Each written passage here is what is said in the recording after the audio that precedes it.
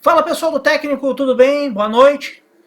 Domingo, tá? E a gente está então preparando o material para vocês aí, a primeira aula, né, nessa nova modalidade aí, enquanto a gente passa aí por esse período conturbado aí de coronavírus. Na aula anterior a gente conversou sobre memória RAM.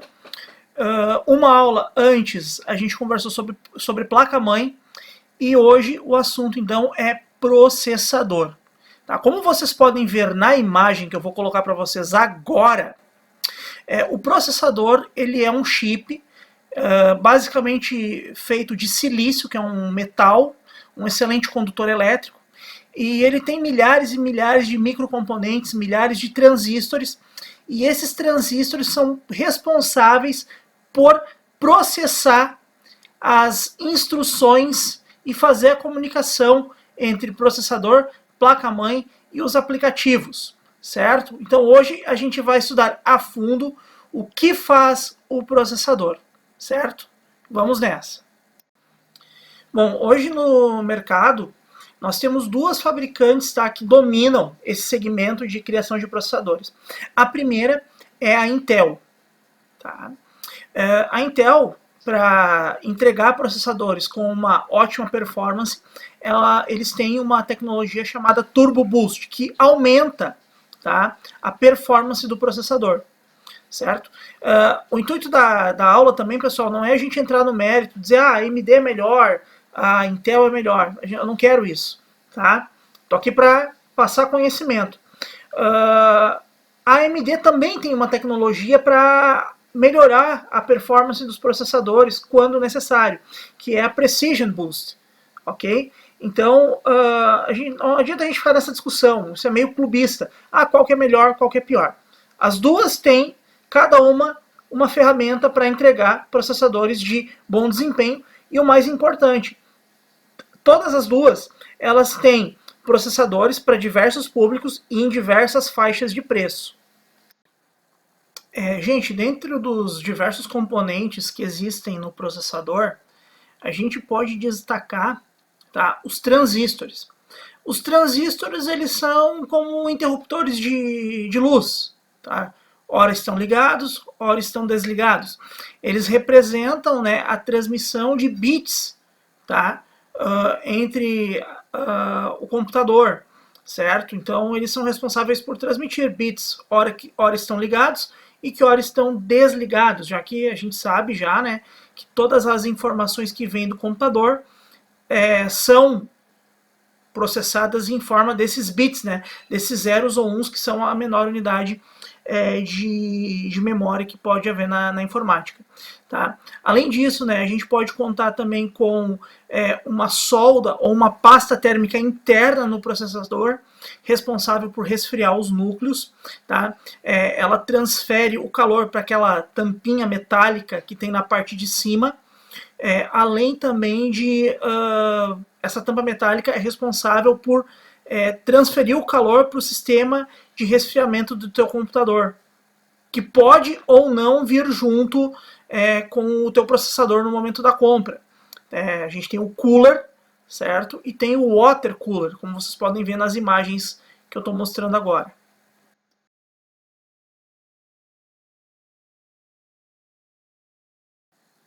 Bom, sobre o processador, a gente tem que entender primeiro como é que ele funciona, né? Então, ele funciona através de pulsos, certo?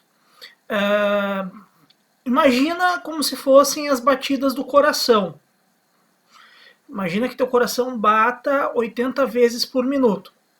O processador, ele é um pouco mais rápido que isso, porque na verdade os pulsos dele são medidos em pulsos por segundo.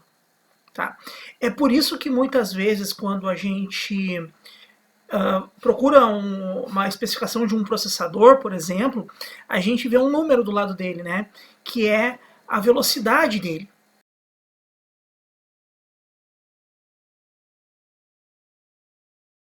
Tá? Que são, por exemplo, um processador de 2.5 GHz. Esse gigahertz que está escrito ali quer dizer o quê? Quer dizer que o teu processador é capaz de processar, é capaz de executar várias tarefas por segundo. No caso de um processador que ele tenha como especificação técnica 2.5 GHz, tá? Isso quer dizer que esse processador ele opera a uma taxa de 2,5 bilhões de operações por segundo. Daí a gente tira a seguinte conclusão. Bom, então, quanto maior for, né, a velocidade do meu processador, ou melhor, vamos chamar a velocidade pelo nome correto, quanto maior for o clock, certo? Esse número, 2.5 GHz, é o clock do processador. É assim que a gente chama, clock do processador. Tá? Quanto maior for o clock do processador, mais informações, mais tarefas de leitura, escrita, de copiar, colar, o teu computador vai poder fazer por segundo. Tá? Quando a gente fala, né, tantas tarefas por segundo, a gente pensa nesse número absurdo, 2,5 bilhões, nós não estamos falando, tá, que ele é capaz de copiar 2 bilhões e meio de palavras do Word para a internet, da internet para o Word, não é isso. Tá? Porque o processador ele é multitarefa. Ele não executa apenas uma tarefa por vez. Ele não faz uma coisa por vez. Ele faz várias coisas por vez. Tá? Então, ao mesmo passo que o teu processador está mantendo, por exemplo, o teu Word aberto, tem os processos por trás ali que ele está mantendo também. Os drivers funcionando, tá? Conexão com a internet, enfim, tarefas do sistema operacional. Então, ele não necessariamente vai fazer apenas as tarefas que você está executando, que nem agora eu estou editando vídeo. Ele não está fazendo só isso. Ele está mantendo uma série de funções do meu sistema operacional ao mesmo tempo que eu estou gravando e editando esse vídeo. Tá? E aí você pensa, então está resolvido. Se eu quero um computador rápido, é só fazer o clock dele ao máximo. Será que é isso mesmo?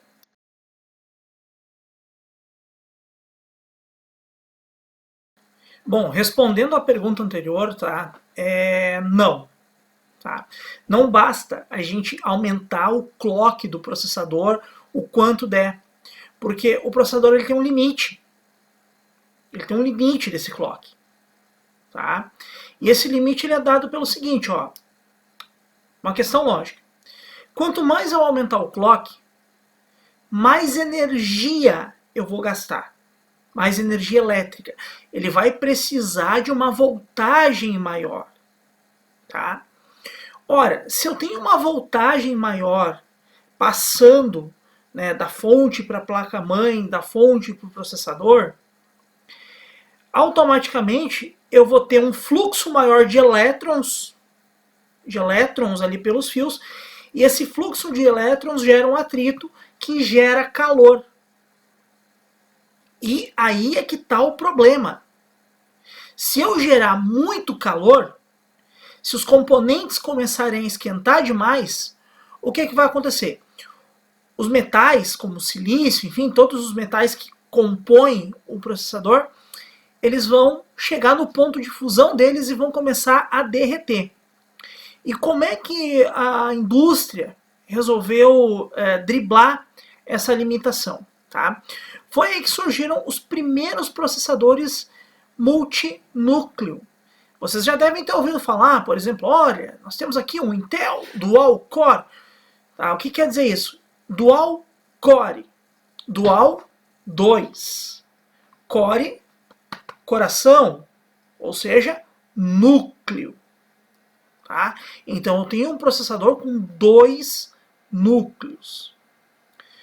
É como se eu tivesse, tá, guardadas as devidas proporções, é como se eu tivesse 2 processadores na mesma máquina. Mas não é bem assim. O que eu tenho é um processador com 2 núcleos, ou seja, com 2 componentes dividindo o processamento. Isso pode ser feito de 2 formas.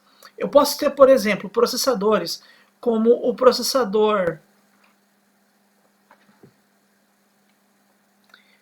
fui pegar a colinha ali. G4560 da Intel, tá? Que ele é um dual core. G4560. Tá? O G4560 ele é um dual core e ele tem dois núcleos. Um núcleo é físico.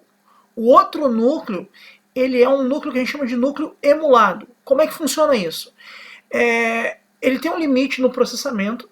Tá? Quando ele chega naquele limite, sobra ali um restinho de memória, e a arquitetura do processador transforma aquilo num núcleo auxiliar. Então a gente diz que esse processador ele tem dois núcleos. Ele tem um núcleo real, e o outro núcleo dele é emulado. É um núcleo virtual. Tá?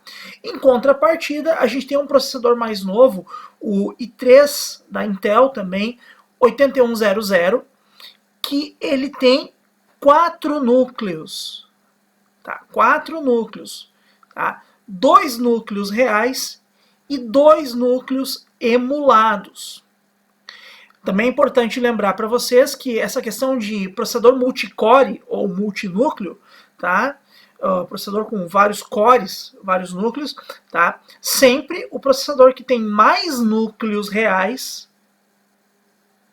ele é um processador com um maior poder de processamento, ou seja, ele é um processador mais potente do que um processador com núcleos emulados.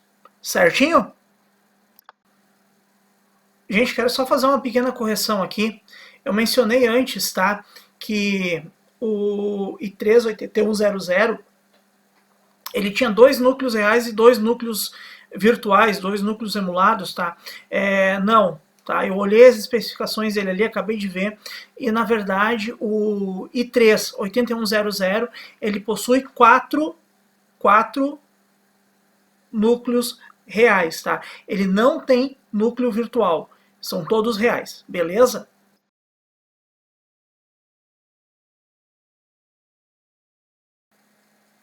Bom, falando dessa pergunta então agora, né, qual a importância do processador? Por que ele é importante? Olha, simplesmente porque ele vai ser a peça onde vai orbitar o restante das suas escolhas. Primeiro você vai ter que escolher um processador, tá? Depois, baseado no processador que tu escolheu, é que tu vai escolher qual a placa-mãe que tu vai instalar, qual a memória, qual a placa de vídeo, tá? Porque o que acontece? Tá? Cada processador tem um soquete diferente, tem um encaixe diferente. Quando a gente fala em soquete, eu estou querendo me referir ao encaixe aonde o processador vai na placa-mãe. Cada processador tem um soquete diferente, ou seja, um encaixe diferente. Tá? Então, esse é o primeiro ponto. Eu vou precisar escolher o processador para saber quais as placas-mães que serão compatíveis com o meu processador. Quais as placas-mães eu posso utilizar. Logo em seguida eu tenho que pensar o seguinte. Tá, escolhi a placa-mãe. Vai ter um tipo de memória mais adequada para eu trabalhar. Porque pode acontecer, pessoal, a partir do momento que eu encaixo um determinado pente de memória de uma determinada marca na minha placa-mãe, instalo o processador, pode acontecer de dar conflito entre a memória RAM e o processador. E aí você não vai ter o computador funcionando.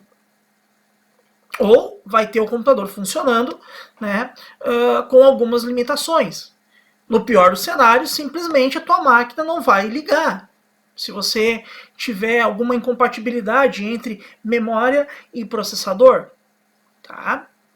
Bom, além disso também o que acontece? Existem placas de vídeo que vão funcionar melhor com um determinado processador do que com outro. Tá?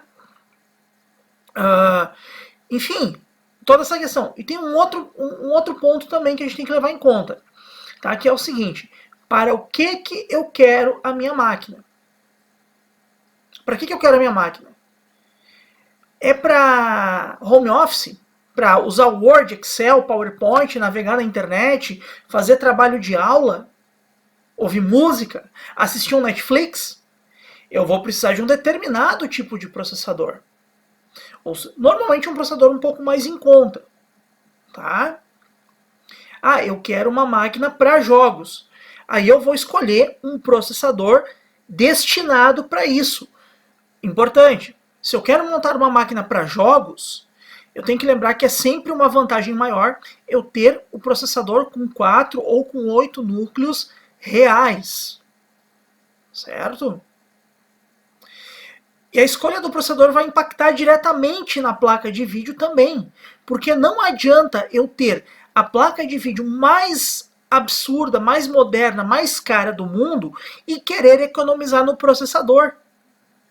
O que vai acontecer? Eu tenho uma mega placa de vídeo e o meu processador não é do mesmo nível. A minha placa de vídeo vai ter um gargalo ocasionado pelo processador. Estão entendendo?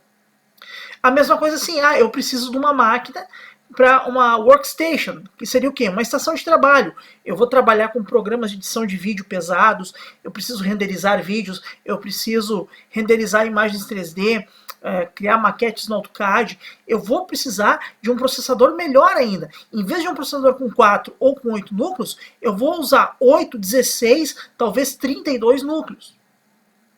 Tá? Então é importante que a gente faça essa escolha, tá, baseada, tá, em primeiro lugar, a finalidade da máquina, depois, o segundo ponto, tá, quanto eu tenho disponível para gastar. Tá? Então a gente sempre leva esses dois pontos em consideração, tá ok? Então, acho que nós falamos tudo o que tínhamos para falar. Fazendo uma breve revisão, tá? Falamos então do processador, da função dele, tá? Que a performance dele é medida através da velocidade dele, que nós chamamos de clock. Esse clock ele é medido em gigahertz. Tá? Claro que se a gente pegar a evolução, né, não começou em gigahertz. Tá? Os primeiros processadores tinham kilohertz, né, de velocidade, vamos dizer assim. Tá? Hoje nós estamos na casa do gigahertz. Esse clock, tá? Quanto maior for o clock, maior é a performance da máquina, porém o clock ele tem uma limitação que está diretamente relacionada ao consumo de energia e o consequente aquecimento do componente, tá? Podendo ele aquecer demais, superaquecer e aí então pifar. Para resolver esse problema do superaquecimento, surgiram os processadores multicore, ou multithread também é um outro nome que eles dão, tá? Onde você tem um processador que pode ter mais de um núcleo, tá? Real ou virtual, ok? E por fim, agora para finalizar, lembre-se sempre que a escolha do processador é a parte mais importante na hora de montar um computador. Até na hora de dar uma consultoria para alguém. Todo o teu ecossistema vai girar em torno do processador. É em cima do processador, ou baseado no processador, que tu vai escolher memórias, placa de vídeo, placa-mãe, fonte e o sistema de resfriamento também. Certo? Mas é isso. Deem uma lida nos slides ali, tem mais alguns complementos. Tá? E a aula é isso aí. Tá? Se cuidem. Tá? Continue aí tomando cuidado e em breve a gente se vê. Abraço!